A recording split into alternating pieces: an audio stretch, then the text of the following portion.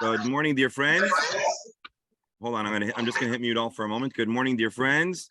Welcome to our daily Talmud discussion, where we're studying the entire Talmud, one page, one line at a time. We are presently studying Masechet Shabbat, the 19th chapter. We're on Kuf Lamed Dalid Amud Aleph. That's 134a, and we've been talking at length about the intersection of Shabbos and circumcision, how to navigate a Shabbos bris, things that may be done, things that may not be done.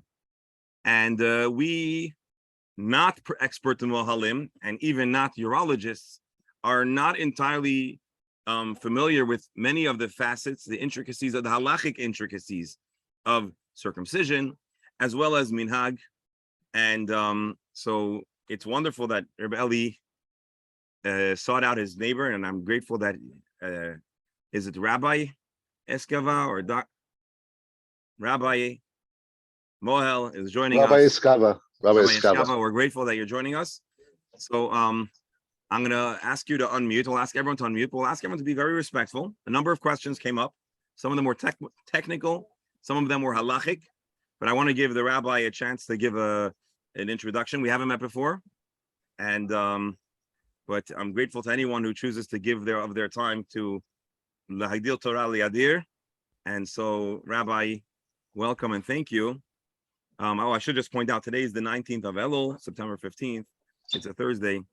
Rabbi, welcome. We'll give you a moment of introduction, then we're going to pick your brain, and it's going to be fun. Go ahead, please. Yeah, so first of all, I'm so happy to see that you're learning line by line, day in, day out. It's such a zechut that you zoom in every day and accomplish what you're accomplishing. And I see now that you're up to a passage that discusses Brit Milah, and I'm happy to help you with any questions that you have. So first of all, this is a mature group, and we aspire and strive to really to understand everything that we learn, and we understand that halakha and Judaism dictates really every facet of Jewish living. And we understand that Brit Milah is of the most important of mitzvot. We've recently discussed the potential consequence, and the Gemara says an adult, there's a potential for karet. And so we understand how important it is. Would you mind, and I know there are different moalim and there are certain variations in some of the nuanced steps, and I'm grateful that you're on. Would you mind going through just like in the Gemara we talk about 4 steps: Mila, Priya, Mitzitza, and Ispalanit. We calling it wound care or bandaging. Would you mind giving us a brief overview of those 4 steps and how they might compare and contrast to the way they're presented in the Gemara to the way they are done today? Is there any difference? And then in particular, yesterday we were talking about Ispalanit. We had some questions about if there's any reflection of that in halacha l'maseh, or we follow best medical care. So I hope that's not too big of a question, but I think that would be a good introduction. Then we're going to attack. Yeah, we can manage. Gentlemen, if you don't mind, you might want to listen in. We have a very interesting guest here. You don't have to make it short. It is hard to explain without diagrams, but you could imagine looking at an uncircumcised male, and basically looking at the Eved from the outside, the entire atara, the entire glands, the entire crown is covered with skin. It's just a continuation of the regular skin that covers the entire gid of a person. The section of that regular skin that covers the atara, that section is called orla. So that's important to know. A lot of people think orla is some unique, skin. Orla is just meaning the entire eved of a person is covered by skin, the entire eved. The section that covers the crown, that covers the atara, that the outer skin that covers that part is called orla. So how do we cut it? How would you, what are we going to do? Take a knife and go like this and cut all around? And it sounds very risky. It sounds very, but what happens is the way Hashem made it is that the Eved is not attached to this skin. Take the flesh of your finger. The skin is attached to your finger, but that's not how the Eved works. The skin just covers the Eved when you're born. The skin just covers it. What if you would squeeze?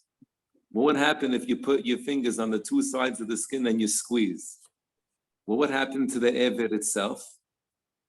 Something for $82. The Eved itself would go into the stomach. It's not attached to that outer skin. So that allows us to perform this surgery, which God commanded us to fulfill. And it's not that crazy.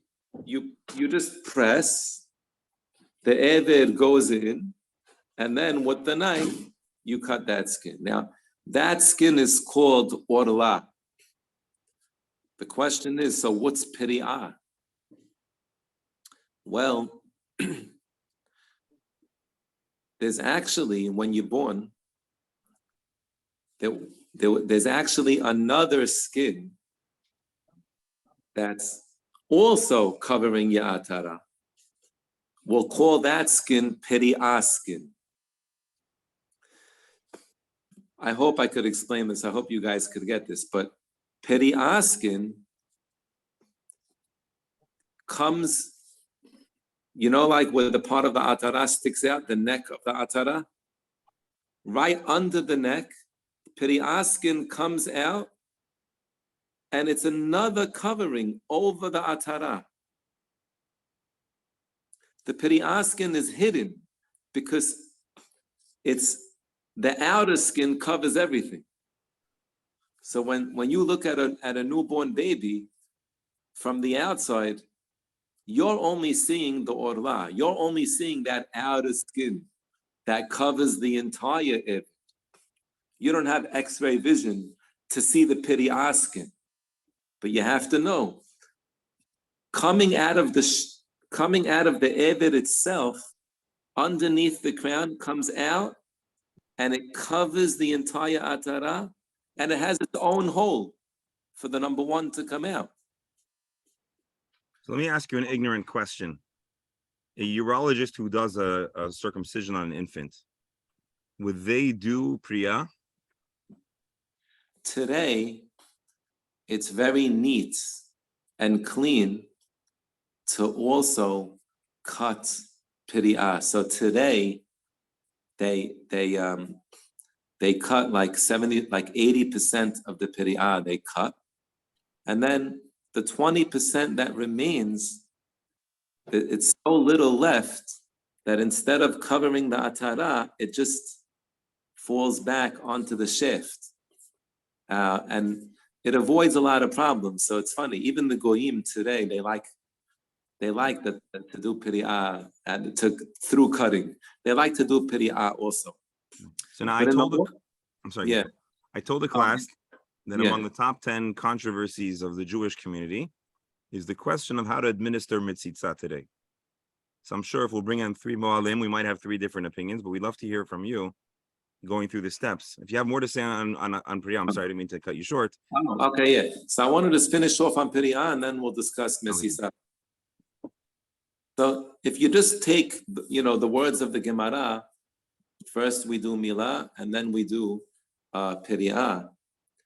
So at face value, I forgot to mention the Priya. So it like hugs the atara, and it has its own hole. Next to the hole, it fuses with the orla. Only next to the hole, the little fusing over there. Anyway, in the olden days, you would cut the orla, and when you finish cutting, simply you'll notice that the entire crown is covered with this additional skin called we're going to call it periaskin. In English, they call it the mucosa membrane, but we'll call it periaskin. And in the olden days, at face value, you don't have to cut that skin. You grab onto it, and at 12 o'clock, you tear it all the way down. Boreya means some say, but you grab it with your fingernails and you tear it. And after you tear it, then when you fold it down, it ends up staying down and not bouncing back up. It ends up not covering the atara anymore. That tearing breaks its power, its grasp, and then you could just fold it down onto the shaft and it won't cover the atara. And that's all that the Torah requires. The Torah does not require you to cut the periaskin. It just requires you to make sure that it no longer covers the atara. How do you make sure that it no longer covers the atara? You tear and then you fold down. Today, as mohalim, we don't like to leave all the piriyah there and tear it and fold it down, because if there's so much of it, it doesn't look good to the eye. Like, we also want it to look nice. So what we try to do is, let's say, to grab, let's say 60% of it, we try to grab it, that when we cut the orla, we cut 60% of the piriyah as well. Now, if there's only 40% left, and you tear it and fold it down, then it looks nicer. So that's how we try to do it. And would that fall into the category we discussed, Zekeli Vanvehu? Right, exactly. So, Yeah. in the concept, is it connected to that or not necessarily? Yeah, Ze'eli Vanvehu. We try to do it in a more beautiful way. Yes. Yeah.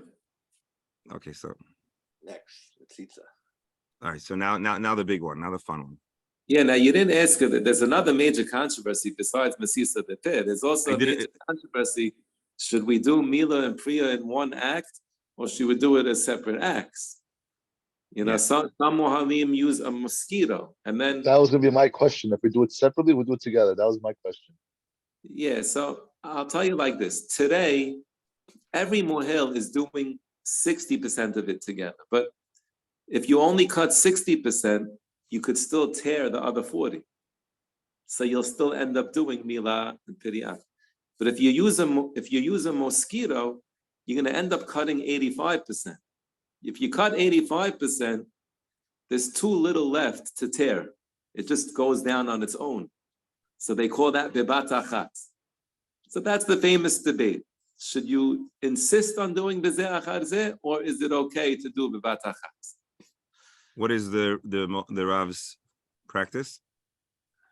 So you're not gonna. I do bebat achat. I use a mosquito, but every so often, a father will ask me, "Don't use that mosquito. I want you to do bezeh achar zeh." So upon request, I'll do bezeh achar zeh. Very interesting. Are there like, because I know even, let's say we were learning, and we didn't get into like the nitty gritty in halacha, but we occasionally like to look in the Shulchan Aruch. So we noticed in the question of the identity of the mohel, there's a little bit of a machloket or an apparent machloket, although some of the commentaries say there isn't, about if a woman could do a brit milah based on the Gemara, the machloket in the Gemara of Avodah Zarah. So it sounds like the Beit Yosef says it's an option, and the Ramah seems to say it's absolutely not an option. Obviously, even the Beit Yosef says only if there's no. So that's an example that we saw, which is a little less graphic, where apparently there is a distinction maybe in the original Sepharad and Ashkenaz, let's say, Psak halacha. So are there other like things that we shouldn't pass over, that maybe there's a distinction in the between Sfaradim and Ashkenazim regarding milah? Yeah, I mean, in general, a lot of times the distinctions are even within the different denominations too. I'm just curious if there are any like macro issues that we should not pass up hearing from you about. Oh yeah, so I mean, one common one is that we, interestingly, when does the father say the blessing of the Hachnisot B'Prito Shel Avinu. And here, we're Sfaradim, we're very into following Shulchan Aruch, and here we don't follow Shulchan Aruch. We follow, I think, the Rashbam, that the Abi Haben, he says Lahachniso before the Brit. So we have a minhag not to follow Shulchan Aruch. And the Ashkenazim, most Ashkenazim, and even Moroccans do follow Shulchan Aruch. So not all Sfaradim, but Ashkenazim and Moroccans do follow Shulchan Aruch, that they instruct the father to say Lahachniso right after the cup. And they try to right away, meaning they try to catch it in right after the cup of the period. Like while the moel is still being mitasek in the whole thing, that's when you'll tell the father to say the bracha. If I'm doing for an Ashkenaz. But if I'm doing for Faradi, most of my customers, so then the guy's saying it before. Right. Beautiful. All right. So that's one. The other nafkamina that I see mainly between Sfaradim and Ashkenazim is that Ashkenazim outside of Israel, we do not tell the father to say Shehechiyanu outside of Israel because Sa'ara Diyanuka. But by Sfaradim, we all say Shehechiyanu. So that's the other major difference that comes to mind. Very interesting. Very interesting. Thank you for sharing that. Yeah. So now if you'll talk to us about the mitzitza from your perspective and from your training and so the Gemara says that it's crucial for the health of the baby to do mesisa, and most mefarshim take the Gemara that it's for refuah and that it's not part of the mitzvah itself. But there is the opinion of Maharam Sheikh. There are minority opinions that hold that it's actually a chelik of the mitzvah. But majority opinions hold that no, it's not part of the mitzvah. Rather it's for the refuah of the baby, that the blood should be sucked out. Now that refuah, if you want to look at other methods of mesisa, there's no question that the most powerful way, right? We're taking the Gemara's medical knowledge that the Gemara knows what it's talking about, that sucking out the blood is crucial for the baby's health. And the best way to suck out blood is with suction from your mouth. If you're going to use a gauze or you're going to use, a 10 cc syringe, it's not going to suck out as powerful as when you suck with your mouth. So that would be, basically, I just gave you two strong arguments why people insist on doing mesisa bepeh. A, there's a minority opinion that it's a chelik of the mitzvah. And B, even like the majority opinion that it's refuah, but it's the best way to do the refuah. You're going to get the best suction action. And there's another argument also, pi Kabbalah, that it's beneficial. So those would be all the... Are there any precautions against infection during this part? So if you're going to follow this approach with all these arguments, just make sure two things: that you don't have any fever blister on your lips. If the mohel has a fever blister on his lips, or even if the mohel has a tingling sensation where he feels that a fever blister is coming, then he's not allowed to do mesisa bepeh. He would have to ask someone else to do mesisa, or do it with a tube. But assuming that the mohel does not have a fever blister, and then within 2 minutes of the bris, he rinses with Listerine, and he rubs the Listerine on his lips, that would be the proper safety protocol. And then many mohalim do mesisa bepeh. I also do when the father wants, and that's the protocol that I follow. Is there record in the Sephardic tradition, in the pre-modern, meaning today obviously medicine and medical knowledge complicates the idea of doing it, but in the pre-modern time, was it a given in the Sephardic tradition to do mitzvah? Yeah, from the time of the Talmud was written before we split up into Sfaradim and Ashkenazim, and after we split up, we kept following the Talmud. So Baruch Hashem, all Jews throughout the world have been doing mesisa since, we've always been doing it. The only issue that came up recently is that they're worried about herpes. Right. And some people are worried that even if you don't have a fever blister, but there might be this small chashash, maybe there's small traces that are still in your saliva, and maybe those small traces, maybe you could be shedding, even though you think you're not shedding, and on that small chashash, maybe. So then, if the whole reasoning of the Gemara is for refuah, so shouldn't we follow what the Rofim are more concerned about? So maybe you should use a tube instead of using your mouth. So that's the other argument. If the majority opinion is saying that it's for refuah, and today, for whatever reason, there's a strong concern for refuah the other way, so maybe you should use a tube, but maybe you shouldn't do bipit. So that would be the other school of thought.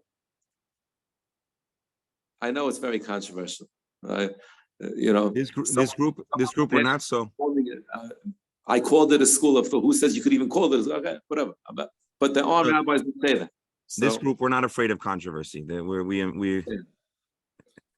Fine. All right. So if you'll share with us, actually, I have another question.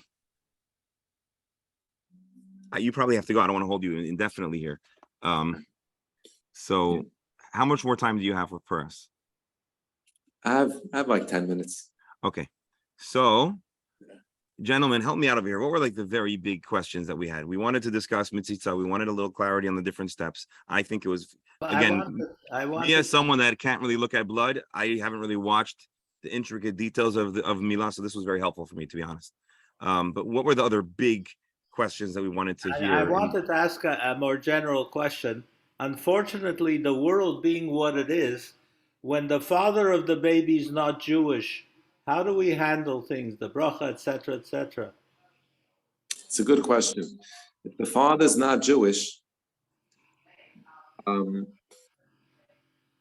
Faradim generally, but our minhag is the Ramah brings down. So we have the sandak, or we have a rabbi that's present. So let me ask you, in the Shulchan Aruch, a sandak is called the balberit. When we see the word balberit, I would think it's the father. But from context, it sounds like in the Shulchan Aruch that we're talking about a sandak. Oh, I have to look. I'm not. Okay, no problem. Yeah, but I from off the top of my head, I think the main difference if the father's a goy is that we have someone else present make the blessing of lehachniso, not the father. And he would be like a shliach betin. Yeah, but the Rambam says only the father could say lehachniso. So a lot of Sfaradim follow the Rambam and they just skip it.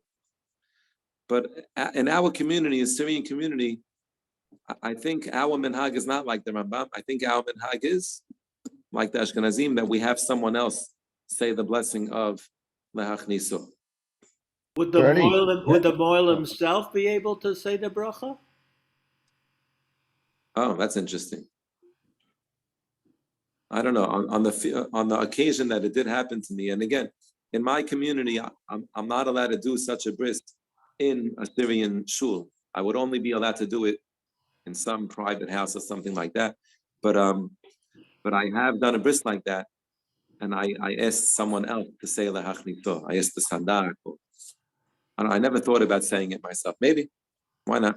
Let me ask you a different question. You mentioned before rinsing with Listerine and placing the Listerine on the lip as a disinfectant.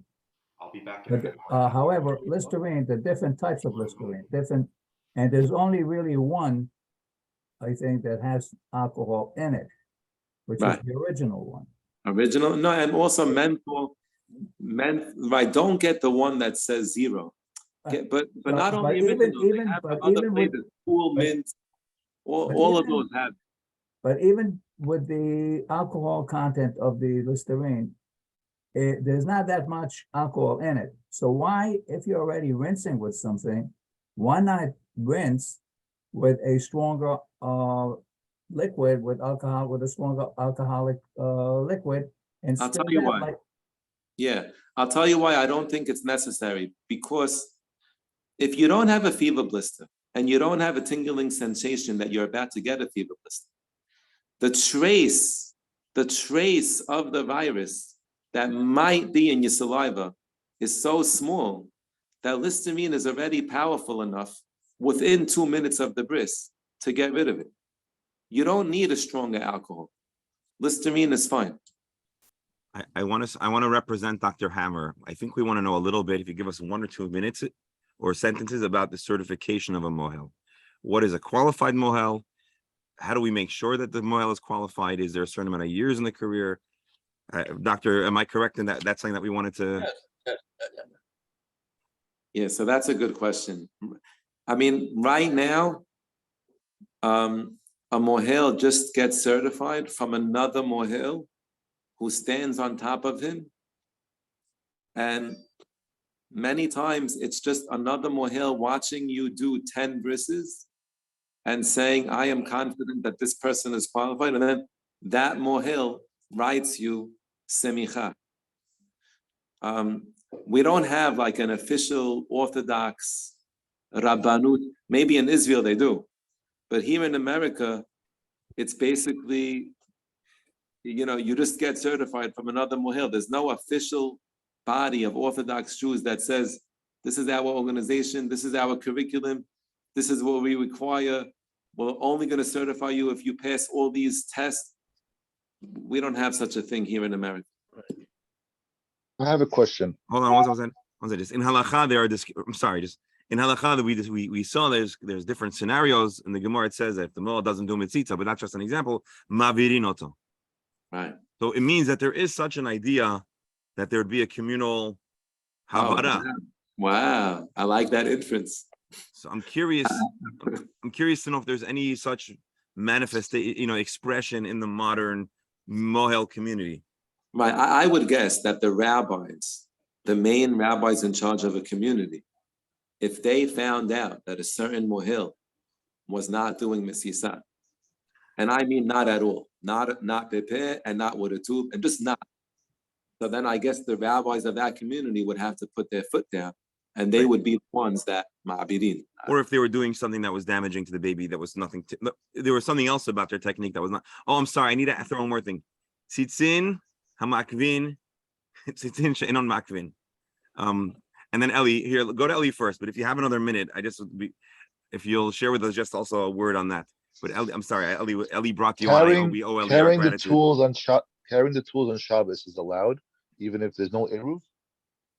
So if there's no eruv, of course, the mohel should drop his kelim off in advance. But there are surprises, So one time they came to me on Shabbat. There's a mohel from Borough Park. He didn't show up. We want you to do the bris. And I'm not going to use the mohel's kelim without his permission. So you could ask a goy to carry the kelim if the kelim are in a reshut hayachid. Why? Because then you're asking the goy to bring the kelim from yachid to another yachid. You didn't tell the goy to stop in the middle. Technically, the goy could keep walking without stopping. So you're only asking a goy to do a drabana. So shebut, tishbut, bimkom, mitzvah. But again, we only rely on this after the fact. In advance, you shouldn't come into Shabbat planning to do that. Mohel should drop his kelim off where they need to be before Shabbat. But if he didn't, then we have that concept of shebut, tishbut, bimkom mitzvah. Now, what if there's no goy available? Then you have to postpone the bris. The mohel cannot carry his kelim unless he holds of the eruv.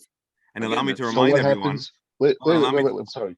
Wait, hold on. Sorry. No. Okay. I want to just remind you, the first mission of this parak talks all about that question. That's all I wanted to remind you. Okay. But Rabbi, so what happens now? We have to do the bris on the 8th day, and now you have to postpone it to the 9th day or 10th day. What happens? Nothing. Could you do a bris on 7 days, or you have to wait 9 and 8 days? Yeah, you can never do it early. But if you have to miss it, it's a missed opportunity that you can never make up. The 8th day is a big thing. But, Correct. But there's still a mitzvah to mal this boy. But you cannot do it 8 days. It says you have to do. Hashem tells you 8 days. You could do 9, 10, 11, but you can't do We earlier. even saw, Eli, we saw in the Shulchan Aruch that if you have to do for medical reasons the milah before the 8th day, you could even have a Gentile do it because there's nothing about it. That's the mitzvah. I have to give the Moyle and the rabbi a special thank you because Mir Tashem, I have a grandson's bris next week. Mazel tov. Yeb is Manoi. So I'm going to watch very carefully. I love it. We Very still have to find out about the tzitzin. Tzitzin. So tzitzin. So sometimes on the first try, the mohel misassessed. He didn't cut enough. That's why every mohel has scissors. If there's some skin, whether let's say there's actual orla skin or chitzon, and it's coming up and it's covering the neck, it's covering the neck of the atara. The mohel should cut it. Now, what if it's coming up in one section, but it's not covering the majority of the circumference? And it's not covering the majority of the height. It's just a little piece coming up. So that's not me'akiv, because it's minority of the circumference, minority of the height. The mohel should still cut it. But on Shabbat, he could only cut that on the sandak slap before he does mesisa. Because if the mohel didn't do mesisa yet, so it's lo pirish. He's still involved. So if he sees, then he could even go back on the sandak slap, take out his scissor, and he could quickly cut that piece.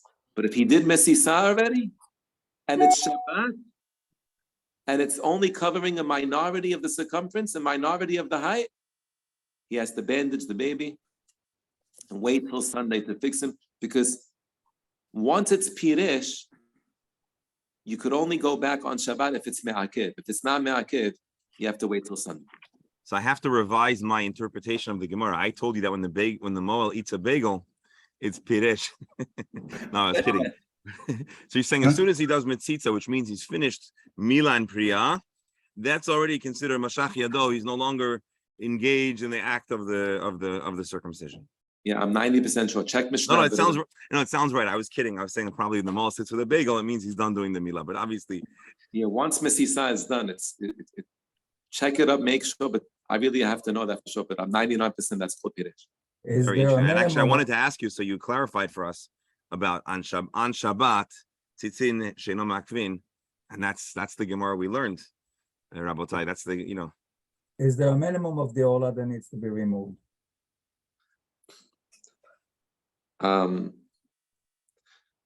Lechatechila, any part that covers any part of the atara should be removed. But let's say you didn't, and there's just in one section, it's coming up, it's covering. You should still remove it. Rabbi, another By the question. way, not only for halach, it's ze'eli ve'anvehu. You should remove all the orla, and also for the baby. Then there's adhesions when he grows up, and then there's complications. All the orla should be removed. Can I ask Rabbi, a quick question?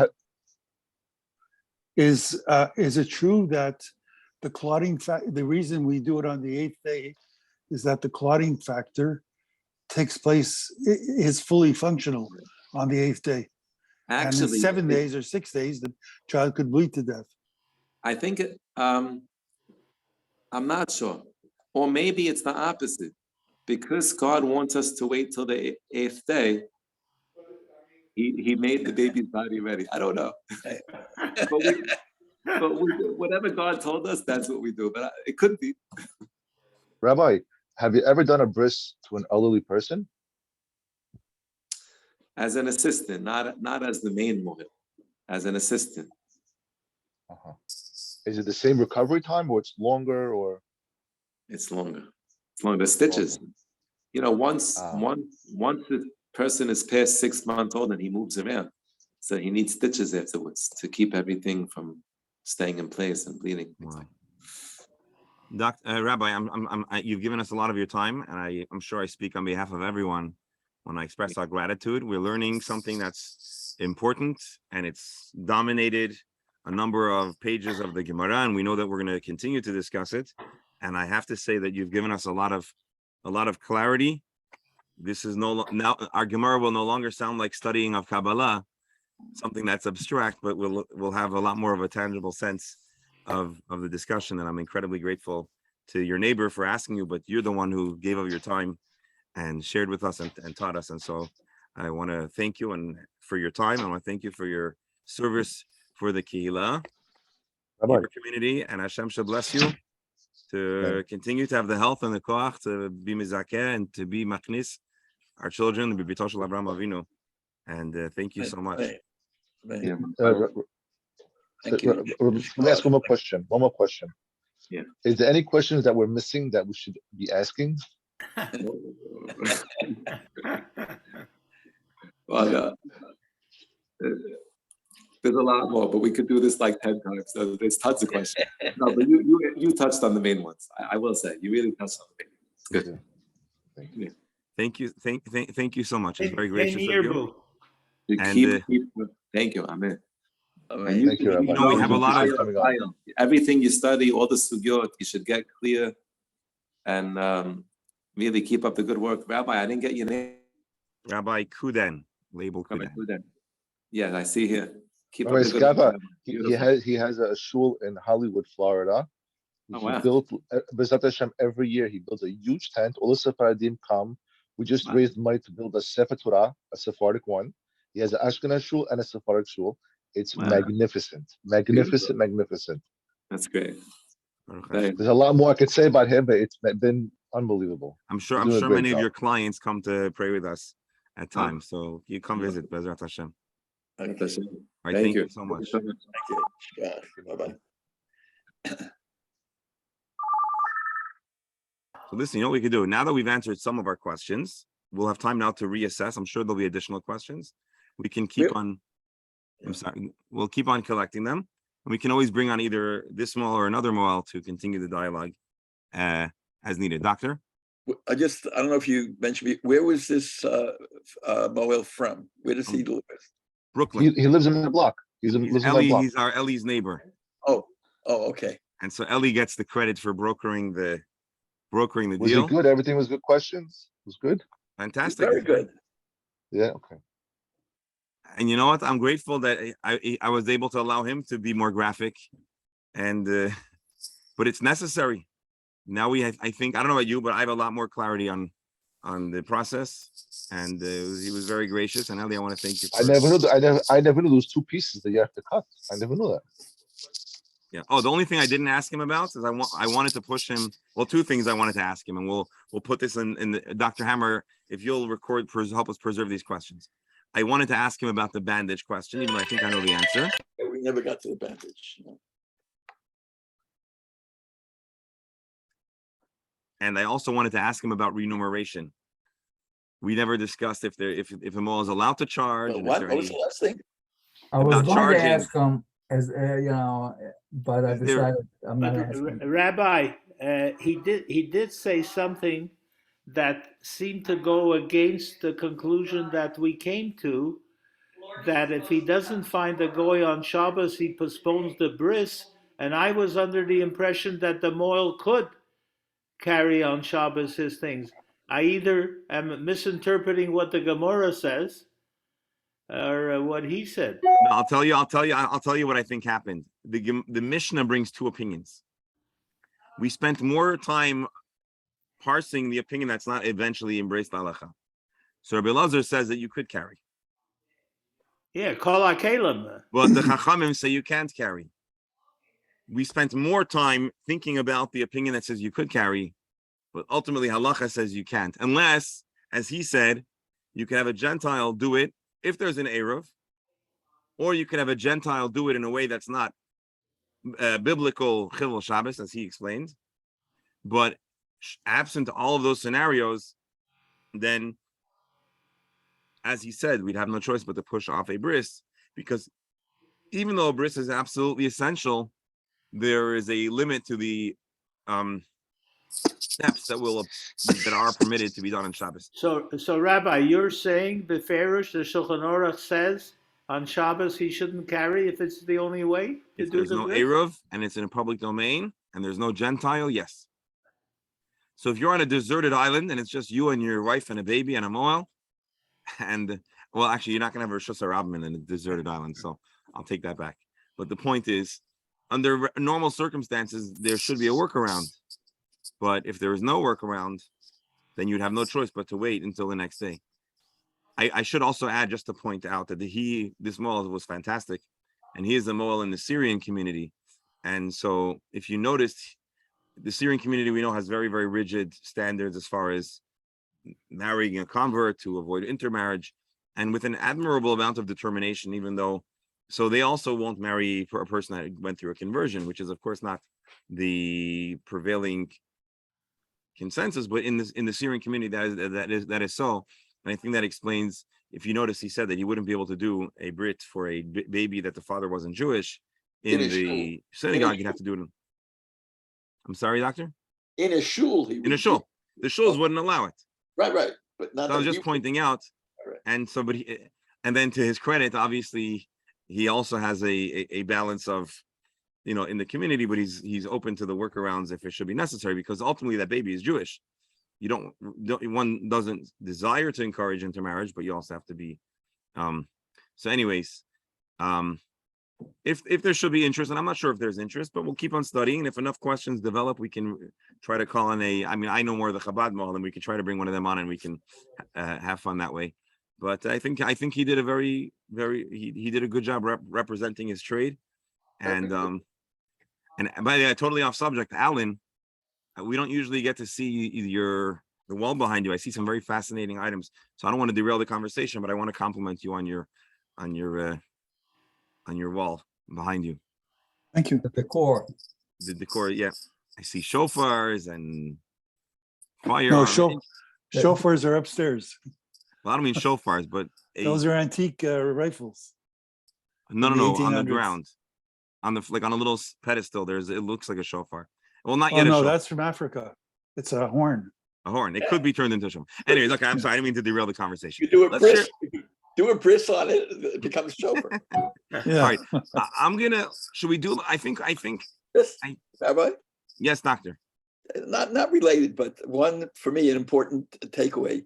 The fact that to become a Moel, he basically interned under a recognized Moel and did 10 procedures, and then the guy said, you're ready and whatever. And I think that it sounds old-fashioned, but there's something to be learned from taking recommendations by word of mouth, so to speak, and not the more modern way by perhaps going online and getting all sorts of information that might or might not be accurate or true for your situation.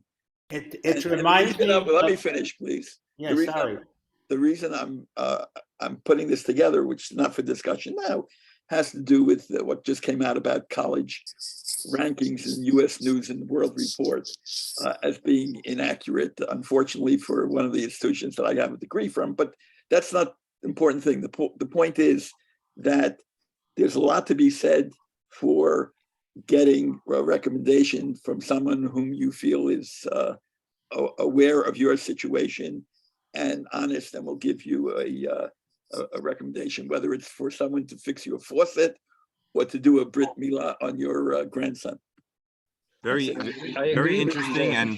And I have to tell you that when I think about the 10th Brit Milah, after which the experienced Mohel gives the young one a certificate, I don't have any qualms about it. But when I think about the first and the second Milah made by an experienced Mohel under supervision of the more experienced one, then frankly, I don't know what the family would think about that. I wouldn't want to do that in my family. so I'll tell you what, first of all, Dr. Hammer, I love your point. And I think your point is you want to hear from a person that's qualified and directly connected. Once there's a big board and whatever, things can fall through the cracks, or there might be other calculations. And so you want to have the immediate thing. My friends who are Moalim, to my knowledge, did many, many more britot before getting certified. And it was, if I'm not mistaken, under a board in Israel that certifies Moalim. So it could be that there are different systems for certification as a mohel. It's also possible that our mohel wasn't specifically talking about his experience, but giving a general. So that's something that I would be curious to hear more from another mohel. Maybe I can get one of my classmates on. It reminded me of Dr. Menachem's guy who wanted to become a dentist by watching him.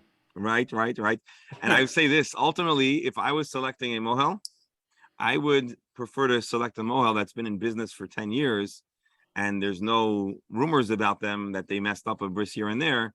And if they've done several thousand procedures and no big scandals, and they, and people are happy, I think that would give me a lot of confidence in using the mohel. So it's just like any medical expert, you'd want to know that they are proficient in their trade. I'll tell you, the first time I did my first filling on a patient. So we worked together as a team, 2 students together. One was the assistant, one was the doctor. And the guy I was working with sat down and said to the patient, "You're the first patient I'm ever doing a filling in." And I almost fell down through the floor, said to myself, what kind of thing to say to the patient? I would get up and I would walk away. I mean, the patients knew that we're students, but I don't think they realized that this is the first time we're doing it on them. Right. So I know a lot of the You come at him with a needle and you want to give him the injection. I know a lot of the dental schools have economic opportunities for people that can't afford proper dentistry care. You can agree to go and have it done by. No, it's proper. I'll tell you, it takes us 3 hours to do 1 filling. And I'm not exact because every step is checked by a physician. Right. I'm sorry, by a dentist. And so you have to stop every step before you're allowed to go further. And before we do it on a person, we spend a year or 2 working on mannequins on plastic teeth doing fillings. It's quite a bit different, both by the type of material and the constriction of within the oral cavity, but still, you get the gist of it. And the other funny thing is, usually, when we worked on mannequins, because of the dust it created, the particles, we would blow on it with the mouth to remove the particles. And then when we started working on people, we really had to consciously not blow in the person's mouth. I'm not kidding. To remove all the dust. Menachem, were the mannequins unisex? There was some that were in transition. I'm just kidding. Very interesting. At least to a mannequin, you don't have to say open wide. Right. I used to collect. We used to go to oral surgeons and extract the teeth, and work on extract the teeth. Interesting. I don't think we're going to jump into the Gemara. I think we had a very fruitful discussion. Yeah. So Eli, I want to thank you for arranging that. I want to thank everyone for studying our Gemara on a high enough level that we really had a collection of items that needed to be clarified. And that was very helpful. Be'ezer Hashem, tomorrow, again, just to remind you, so tomorrow that we're fresh, we've slightly pivoted from the nitty-gritty, at least temporarily, from the nitty-gritty of circumcision to other questions about Yom Tov and Shabbos. We were talking about different kinds of cooking, which had to do with the aftercare, right? We were comparing, or it happens to be that a number of the items that were used in wound care also can be found in your kitchen in those days. And so tomorrow we'll start off talking about Yom Tov, and we'll get back into the discussion of Mol. And indeed, if I could go back, or when we'll go back to another Mol, I do want to hear more about wound care and if there are any halachic aspects, or if it's all just do your best to care for that site. So after 6 months, the baby needs stitches. I never knew that. Right. Yeah, me neither. So there we have it. But now we know tzitzin makvin, tzitzin she'enem makvin, according to that interpretation. We have clarity on the steps. Shabbos. So that was very, very helpful and very good. So Rebelli, thank you so much, gentlemen. Yasher Koyach, thank you for. And I think this is a good model. Should we come to other stages that we have experts that can give us a report from the field? I don't want to overdo it, but I think on occasion it would be very helpful. And so this is a good. Let's finish. Wasn't just good, it was excellent. No, I'm We- saying it's a good idea going forward. Should there be additional room for experts? But yeah, we'll keep on going through our journey in Talmud. Thank you all, gentlemen. Have a good day. A blessed. I can help you finish with a smile. Menachem's idea of working on extracted teeth would not work for a moil. So it is. Menachem, my mother-in-law yesterday did her whole entire mouth. Yesterday. Sorry? My mother-in-law did by someplace in Long Island, in Roosevelt. She did all her teeth in the bottom, from A to Z. She You got mean she did all. implants? Yeah. Oh, very nice. All right, very good. Thank you all. Have a wonderful day. Shkoyach. That's Thank you very much, guys. Have a good day.